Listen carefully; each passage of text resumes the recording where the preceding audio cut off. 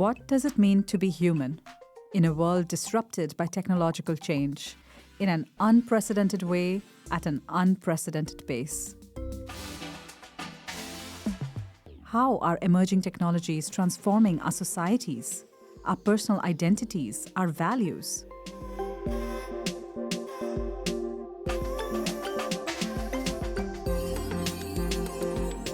Welcome to Disrupted Futures, a podcast brought to you by ESDiT, the Ethics of Socially Disruptive Technologies, a research program funded by the Dutch Research Council.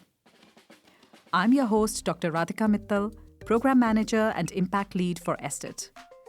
In each episode, we try to uncover the ideas, the dilemmas, the ethical tensions shaping our future. We explore today's technological and societal transformations. From AI to robotics, from digital identity to sustainability, from democracy to well-being. Along with researchers, practitioners, and critical thinkers, we ask the questions of the future. This is Disrupted Futures. Let's think forward.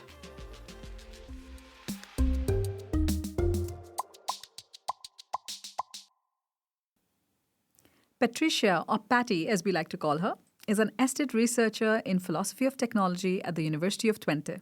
She is also an activist and community organizer focused on decolonial approaches to solving the climate crisis. She is about to defend her PhD dissertation on the technopolitics of the climate movement. True to her love for nature, Patty is also a guerrilla gardener. So glad to have you here with us, Patty. Radhika, thank you so much for inviting me to this podcast. It's so great to talk to you. Likewise. Patty, you are a climate activist and a philosopher of technology. So tell us, how have you combined your interests and background to explore what you term, in a very innovative way, the technopolitics of the climate movement? Well, thank you first of all for this like beautiful introduction. And I guess I would say that the reason or the way that I managed to combine it was that I had a little bit of freedom to shape my research project. And at the outset of this research, I really wanted to use my passion for philosophy of technology towards solving a problem that I deeply care about. I think it's important to say that around the time when I was starting my research, there was the climate movement was really enjoying a spotlight in the global political mobilization. So you had these networks such as Extinction Rebellion or Fridays for Future that were like very recently emerging. So I was learning at the moment a lot about the climate crisis and ecological breakdown, and I was getting really concerned about that. So I thought, okay, I want to focus my research on this, and at the same time, I've always been fascinated with the internet. I'm a 90s kid who grew up with when all the personal computers and like smartphone devices were penetrating really like every aspect of our lives. So I was so interested to go deeper into what the role of the internet was in shaping these climate action networks such as Extinction Rebellion and Fridays for Future. So I thought, okay, I can combine these two worlds, right? I can combine my concern for the climate crisis with my training in philosophy of technology. And in the end, this is how I decided to focus on technopolitics. So how does technology and politics are shaping one another, and that led me to this research and to my method and my approach, which is a very like what we call an autoethnographic method. Yeah. Okay, so I'm just thinking, this has been very inspired, right? Your whole journey sounds very inspired. Maybe you can give our listeners the main insight from your work in 3 hashtags. I don't know if it inspires them, but perhaps the hashtags give us something to look forward to. No, sure. I mean, I can try. Of course, I think it's been now like almost 6 years of research on the technopolitics of the climate movement. So the hashtags will naturally be quite dense, I think. But there are certainly like certain concepts or certain like like titles that I keep coming back to, and so I feel like I'm just gonna use those as the hashtags. So I would say like maybe hashtag true reversal climate action, hashtag Technopolitics is worlding and hashtag internet worlding. Wow. This sounds very otherworldly and fantastical, almost like a novel I'm reading. Could you unpack these hashtags for us a little bit? Oh, you are so kind. You're so kind. But it is, I mean, in a way, I think that it is meant to be otherworldly, and or it's meant to sort of like bring us into the possibility of other worlds. So I think you're onto something definitely there, and I can try to unpack, like a bit briefly where these concepts are coming from. So when I said pluriversal climate action, I'm here using a concept of the concept of pluriversality, which is a concept or a notion that has been put forward recently by the anthropologist Arturo Escobar. And the idea with pluriversality is that you have a world where many worlds fit, right? And this idea of a world where many worlds fit is also something that is inspired on the Zapatista struggle that started in the 90s in Mexico. And the idea is that you can, you can coexist with diverse worlds. So there doesn't have to be domination between each others, but there can be different worlds coexisting. So I'm trying to figure out a way in which we can do climate action while acknowledging the differences between different climate action groups and different climate activists. Then, like, just taking this idea of pluriversality a little bit forward, when I talk about technopolitics as worlding, I talk about worlding is this kind of practice, or this notion that I took from Donna Haraway mostly, in how we engage with artifacts, how we engage with our environment in a way that we aim to create the worlds that we want to live in. And so for me, technopolitics as worlding means using technologies in a way in which we are creating these non-hegemonic worlds, which is really like political at heart, no? And finally, I would say that the internet worldings for me. So if you would understand technopolitics as worlding, then internet worldings would mean creating these better worlds, but with the internet. So this is what I've called internet worldings. Patty, you bring through so many themes here, the themes of equity, the themes of coming together as a community, of amalgamating ideas and interests to achieve something that has a common goal. So I think that's a great unpacking of the hashtags and a great preview of your insights.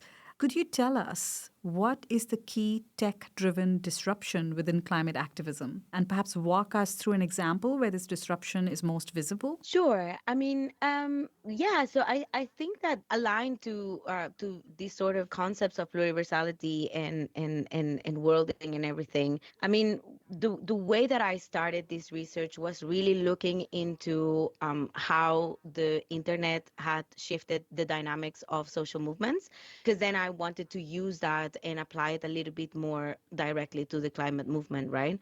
And I think that what really stood out to me, or what I thought was super interesting, was how it's something that social movement scholars Lance Bennett and Alexandra Seicherberg, they called it that a shift from a logic of collective action to a logic of connective action. And so what that means broadly is that the dynamics of social movements had shifted with the emergence of the internet to be a lot less dependent on organizational resources. So let's say, how many people do you have that can knock on doors to advocate for a cause? Or how many people can fly around, or how many people can talk to other people and call them to join the movement. So now instead of having to worry about, this kind of resources, you could post something online and it might become viral, the like overnight. So this is what so this is already a thing that is shifting the way that social movement dynamics work. And this has also like an effect on the structure of your movement as well. So instead of movements being vertical, like needing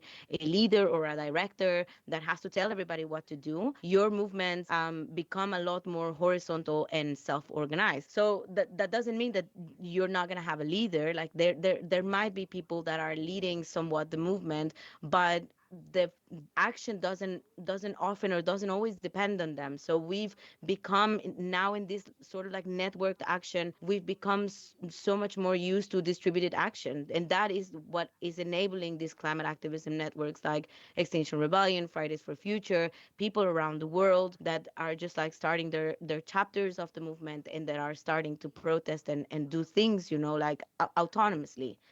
So I think this is quite disruptive. It has been quite disruptive to the climate movement, and this means that the movement has been able to grow a lot faster.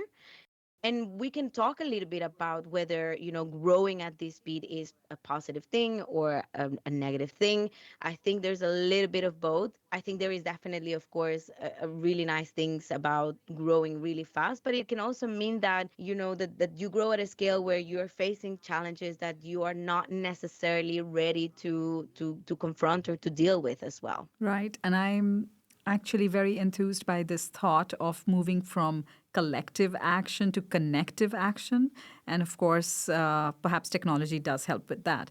So, how do you think, in more detail, perhaps you can unpack further for us, how do you think climate activists are engaging online to meet actual goals that the climate movement has? So, what are they doing to take their movement towards certain outcomes? Yeah, well, I guess that there's also different ways in which you can engage with the internet for activism, or for, yeah, just for organizing. There are certain perhaps like goals that you can try to achieve with the internet. So like the most simple one is trying to raise awareness, no, of the cause. So basically, you are using these platforms as a way of communicating, of distributing information. You can also use the internet to organize or mobilize, just making sure, that people are gonna show up at an offline action, that they're gonna show up on the streets, that they know what they need to bring with them. Just like the sort of internal communications that happen within a movement. But you can also use it for direct action. So this is a little bit more what some people call like hacktivism, or like electronic civil disobedience in a way, is that that there might be hackers who are trying to disrupt business as usual in the online world. So for example, shutting entire websites down if they are like from big oil, or things along those lines, that you can also use the internet for something like this. But personally, for me, what was the most interesting was just realizing how the internet was used for this international organization. So how people across the world, they were seeing action in other countries and they were getting inspired by it. So they were like maybe replicating certain tactics, they were replicating certain actions, and this has led, in my opinion, to just showing us more clearly that the climate movement is really heterogeneous, and there's a plurality of perspectives in the climate movement, and the internet has served as this medium in which our different perspectives are being exchanged.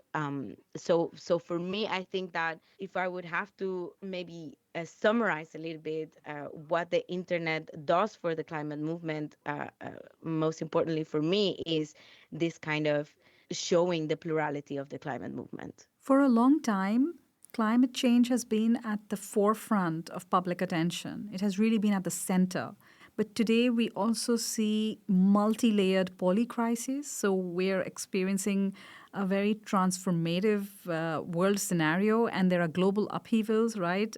Financial instability, geopolitical conflict, as we see now, dramatic technological disruptions, energy insecurity. So there's a lot going on. And climate change, which was very much at the center of attention, perhaps has stepped away to the side a little bit. Do you think that interest in climate change is dwindling? I mean, yeah, no, I'm glad that you bring this up, because from my perspective, I do think that the interest on the issue of climate has dwindled. And actually, in the last chapter of my dissertation, I am reflecting on how my own concern with climate also changed throughout the duration of my research.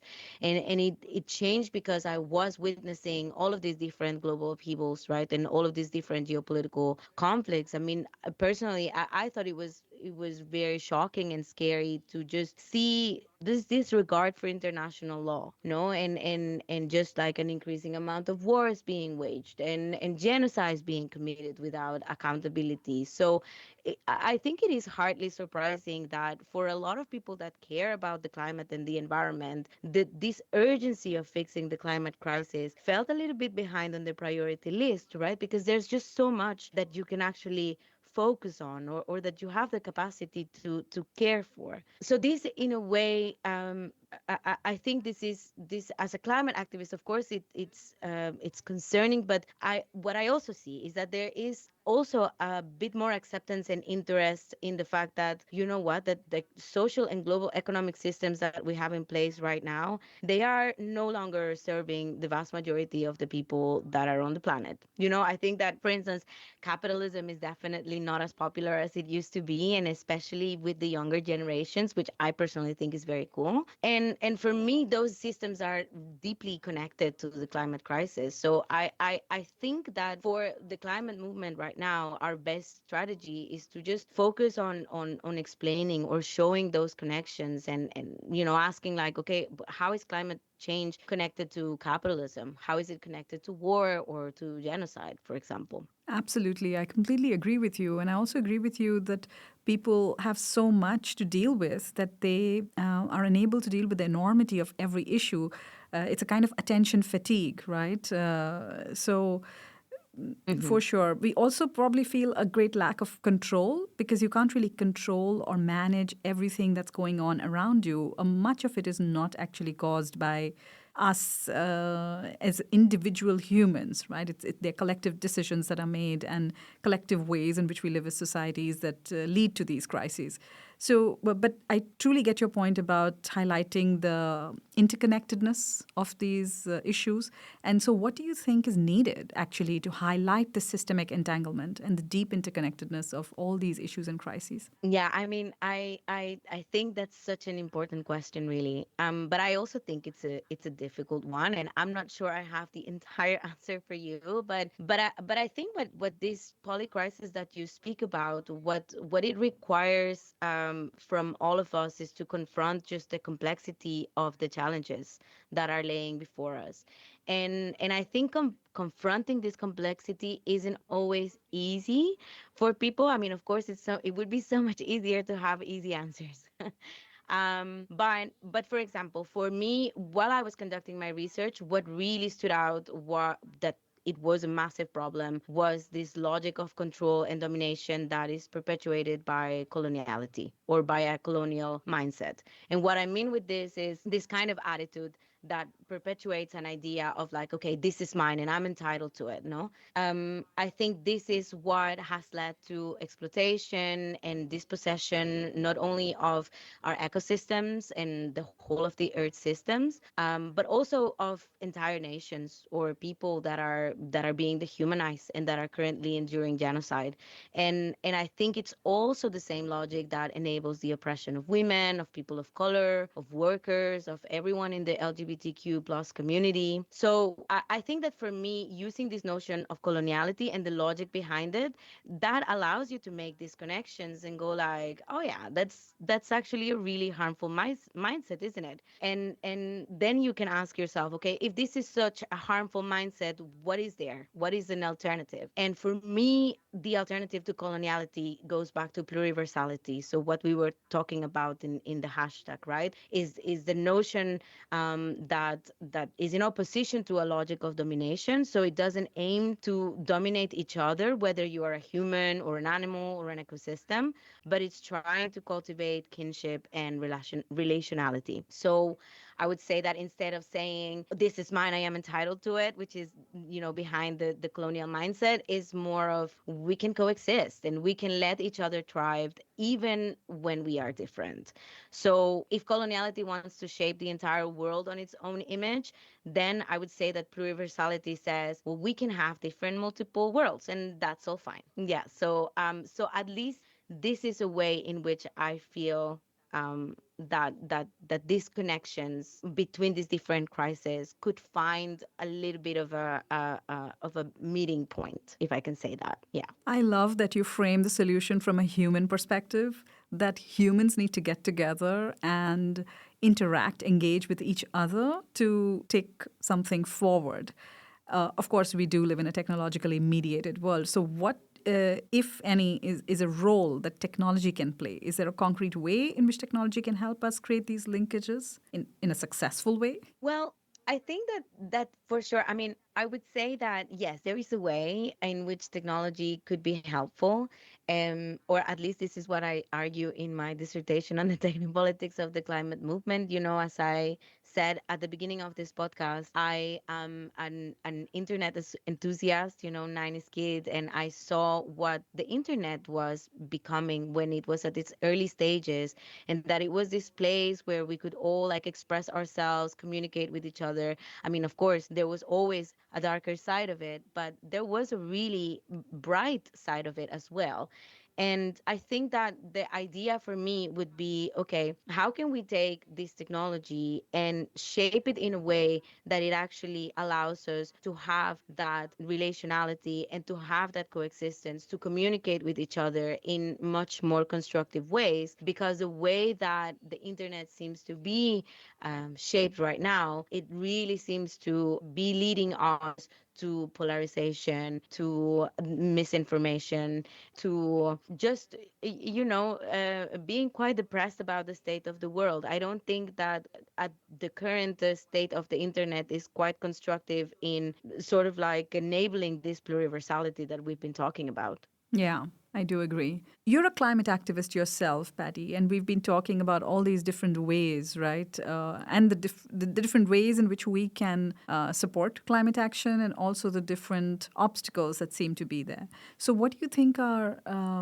good practices that climate activists can adopt now in the world we live in to keep the movement alive and to recenter attention in this age of accelerated climate change and also fractured attention spans? Yeah, no, thank you for this question. I think it is deeply relevant. I mean, as someone who cares so much about the climate crisis and that continues to see the urgency to address the ecological breakdown and climate crisis we're witnessing, I do think it's important for climate activists to continue to show the connections between the climate crisis and the poly crisis and other struggles. But I also think that we can turn the question around a little bit, and we can also ask, okay, how can we as climate activists support the other movements or support other struggles by showing how the issue of climate is actually related to them, to their struggles.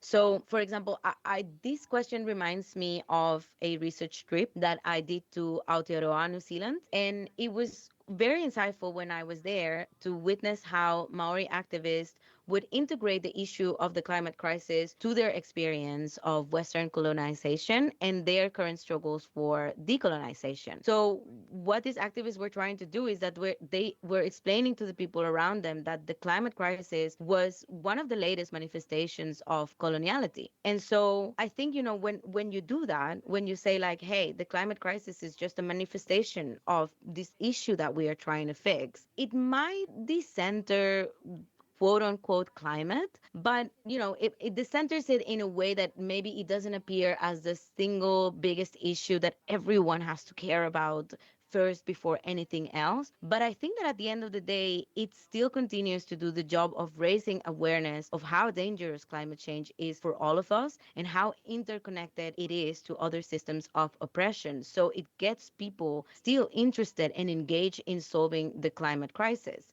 And I think that in the end, this is quite helpful for the movement. Yeah, to be interconnected with other struggles and not apart. I totally agree. In fact, as you were speaking, I remembered an example. The recent Women's Day march in Amsterdam. I know a group of vegan girls who went to the march with the idea that this is intersectional. Feminism and environment and food are intersectional issues, and this is what we need, right? To bring all these topics together on the table under one umbrella. Yeah, so really good point of view, Patty. But I want to shift gears a little bit and think about big tech, because we are living in this now a public frenzy of big tech, right? So is there an irony in using technology to fight big tech? Big tech is something, I mean, the climate crisis is sort of also a result of the technological changes that have taken place in the world, right? So we are using technology to, in a way, push back against big tech, which is a key player in accelerated climate change, right? You have energy guzzling data centers and so many environmental impacts. So, what is your view on this? No, I mean, I think it's exactly what you say. It is an irony. There's definitely an irony there, and it is an irony that I try to bring at the center of my research. So it is definitely true that in the last few years, climate activists have used a lot of tools and platforms that are in themselves perpetuating the climate crisis. And I think what this points out to is our need to have better technology, better internet. It's an internet that is not owned by billionaires, and that it is actually better aligned to the goals of our social movements. So for me, I mean, that one of the last chapters of my dissertation deals with this question of, okay, how do we actually achieve that better internet? Because I think that it's important to not necessarily equate technology with destruction, but to say like technology can be constructive, but we have to design it in that way. We have to make sure that it actually, that the materials that are used for it are ethically sourced, that, that the way that this, for instance, like particularly dealing with the internet, I deal with it as a layer technology.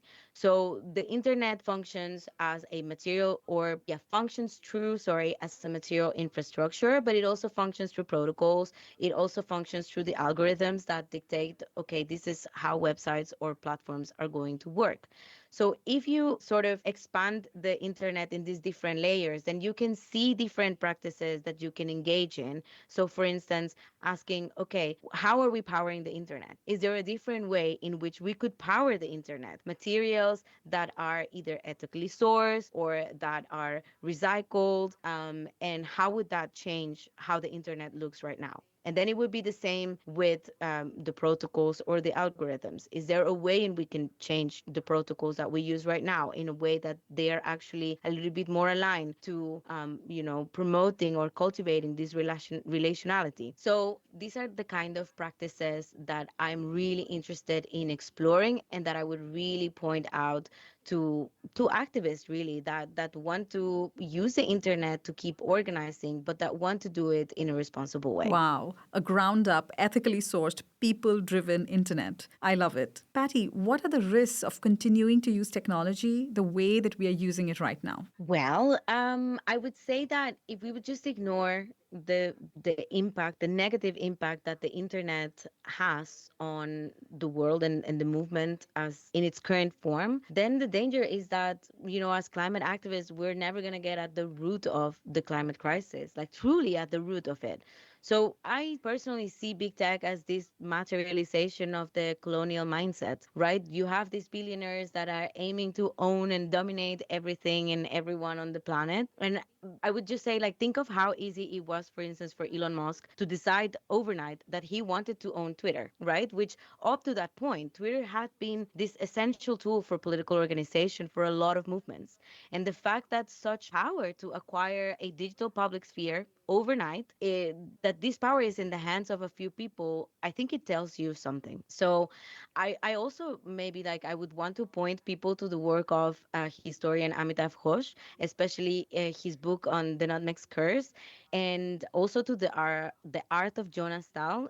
He has this video essay called Empire Island, and these works, they draw these connections between colonialism and big tech in a really mind-blowing way. I mean, of course, there's a lot more written on this connection, but I really like these two works because they blew my mind for the power of their storytelling. So I just think that, we have to confront this challenge of big tech because we've been too comfortable letting billionaires shape the technologies and services that we use every day. But I think that as users, we also have to acknowledge that, these so-called services aren't really serving us anymore. In fact, I think they are stealing away our future. And I would say that it is time that as users, we reclaim that future by being more hands-on on the kind of technologies that we design and that we use every day. Yeah. Yeah, fantastic. I love that energy. I also love that you mentioned Amitav Ghosh and his book, The Nutmeg's Curse. It truly drives home the deep seated interconnectedness of our natural world and our historic and present engagement with it. Of course, that's precipitating all these crises. So the artists and the authors that you're talking about are really very, very valuable. Is there a model or approach you've seen work well in addressing tech driven social change? Well, I think that for me, what I've seen that works quite well, or at least, I mean, I don't know if it works perfectly, but it's the thing that I find the most fascinating and really perhaps impactful is that I've been involved recently in what we call like maker spaces or fab labs, and these are basically like spaces where people and creators can explore and reclaim their ability to envision and design technologies, basically. I'm also involved in just amplifying the work of artists or creators that are designing and exploring like alternative artifacts, alternative technologies to those of big tech. And it's a lot of sort of do it yourself projects where people learn to be less scared about designing and using alternative technologies, right? And so this part, when you talk about, okay, what is an approach that works, for me, this part really is less about the theory and more about the practice. For me, in the context of the climate movement, this means, getting at the practices of taking the internet out of the hand of big tech corporations and starting to make an internet that will mean a better technology for all of us. I would add to this answer that precisely these practices, this is what I associate with the notion of worlding that I mentioned during the first hashtags. You remember that I was saying internet worldings, technopolitics as worldings. It's about building these better worlds by engaging with artifacts in a more creative and purposeful way. Yeah. That's actually fantastic. That really offers a very hands on and actionable approach to finding solutions. If you could encourage public debate around one issue in this space, what would that be? I mean, it's so hard to decide on one issue, but I think that I would just really encourage people to start exploring alternatives to big tech. I think there are so many interesting projects emerging, so many alternatives to, the Google services, the Microsoft services, particularly, everything that is around free and open source software initiatives, so the FOSS. I think this is a very exciting space full of possibilities. Of course, there's perhaps some people feel a little bit intimidated by the technicality of it all, but then I would also encourage people who are like a little bit more tech savvy to hold their friend's hand and be like, okay, let's engage with technology. Let's see where we can go together and how we can take the internet of big tech hands. Patty, you bring so much positive spirit and energy and this hope for doing something that is going to change the world. So I'm really thankful to you for doing that. But at a personal level, I want to ask you, when you look ahead, what gives you the most hope and what keeps you awake at night about the unfolding technopolitics of climate change? Oh my gosh. Okay, Radhika, first I have to say I love this question. But also thank you so much for just acknowledging the the positivity and the hopefulness. I have to say this is my activist self just like coming out.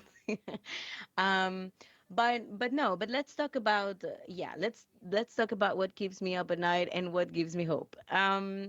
I'll start with the negative, so then I can end on a high. But I think what keeps me up at night is just this idea that some people have just accepted that the way the world is right now, that's the only possible way the world can be. This notion or this idea really scares me. I think it's complacency, but also in sometimes it's just people's honest lack of capacity to fight back on a system that is oppressing them, that is exhausting them, that is exploiting them, which okay, fair, but this is what keeps me up at night. And on the other hand, what has given me the most hope throughout all of this research is just resistance. I was so lucky to run into so many activists, to meet so many activists, speak with them during the course of the research, and these people are so inspiring because they just refuse to accept that the way the world looks right now is the only way that it can be. And I see them as building better worlds. I see them as building really the pluriverse. Whether it is, those creators that are, or these artists that work in these maker spaces, or the historians and artists that draw these creative connections between colonialism and big tech, that tell the stories, and very importantly, the people who are also reclaiming the internet to organize and to stand up to big oil, or to the military industrial complex. So these people, they're so fearless and they give me so much hope. So yeah, I'm very grateful to have met so many of them throughout my research. Patty, we need idealists and dreamers and philosophers like you to keep us on track to believe and to imagine and then to action a better world. I'm amazed that this conversation came to this point that we have alternatives, that we can think of alternatives and we can make those alternatives possible. We do not have to accept the status quo. That's a great learning, a great takeaway, and this has been fantastic. Thank you so much for speaking with us. Thank you so much. Thank you for giving me the chance to talk about my idealism. And no, I hope that the people listening can see some value in it, and feel a little bit encouraged to try some of these alternatives. And thank you so much for this conversation. I really Absolutely. enjoyed it. Me too, Patty. Thanks.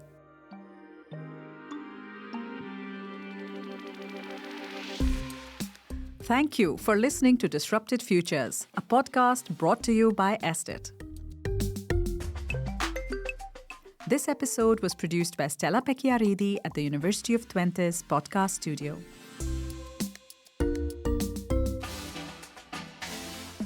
Did you enjoy this episode?